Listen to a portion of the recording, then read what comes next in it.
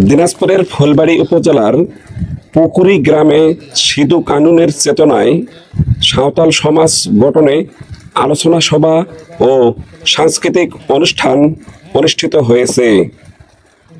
সচেতন সমাজ, সুস্থ জীবন, আলোকিত ভবিষ্যৎ এই প্রতিপাদ্যকে সামনে রেখে আয়োজিত অনুষ্ঠানে সাঁওতাল সমাজ উন্নয়ন, শিক্ষা, ঐতিহ্য ও সংস্কৃতি সংরক্ষণ এবং সামাজিক সচেতনতা বৃদ্ধির বিভিন্ন বিষয় নিয়ে আলোচনা করা হয়।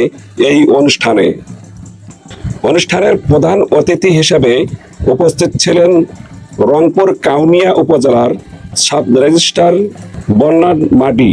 বিশেষ অতিথি হিসেবে উপস্থিত ছিলেন লেখক ও চিন্তাবিদ আলফ্রেড হেমরম, সহকারী প্রধান শিক্ষক Thomas Murmu, advocate Richard Murmu, advocate Naresh Murmu এবং অ্যাডভোকেট সঞ্জিত কিস্কু।